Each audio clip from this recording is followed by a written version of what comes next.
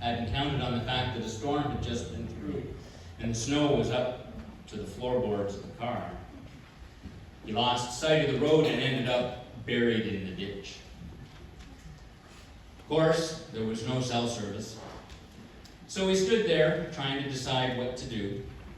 The wind was blowing, whipping snow up around. Fortunately, it was clear, the moon was bright, the stars were twinkling in the sky. As he sat trying to decide what to do, his parents' were, "Don't leave the car, stay with the car. They'll come find you." But as he looked across the hood, he could see a faint glow over the next rise. He thought, well, maybe I'll just head there. They might have a phone. Sure, somebody around here still has a landline. And he headed that way, trudging through the snow, getting deeper and deeper. Finally, he crested the top of a small knoll, and there, off to the right-hand side of the road, was a small cabin. Windows glowing and flickering with firelight. He tromped through the snow and knocked on the door. Young fellow answered.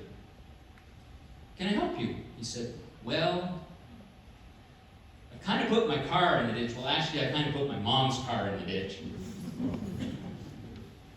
"Was wondering if you had a phone I could borrow. Call for some help." "Well," he said, "phone hasn't worked since the storm went through. But just a second, let me grab my coat and boots and stuff, and we'll see if we can't get you dug out." "Where were you headed anyway? Most everybody's gone to church." "Well, yeah, that's a bit of a sore subject." "Wait a minute, though. Why aren't you in church?" "Well," the young man said, "Christmas Eve is a busy night for me. Just thought I'd maybe take a bit of time before it gets really busy and enjoy some peace and quiet. But I can take a few minutes to give you a hand." So they trudged back to the car and walked around, and he said, "Ooh, you're not going anywhere fast. In fact, you're not going anywhere slow. In fact, you're not going anywhere at all. Yeah, come on back. Get you some warm coffee and see if we can't figure this out." "So where were you headed anyway?" I said, "Well, I'm meeting some buddies. We haven't seen each other since we went off to school." "Buddies over church?" "Well, yeah. I go to church anytime." "Oh, go a lot, do you?" Maybe not." "Got an idea. The community church is not too far from here. You want to head over that way?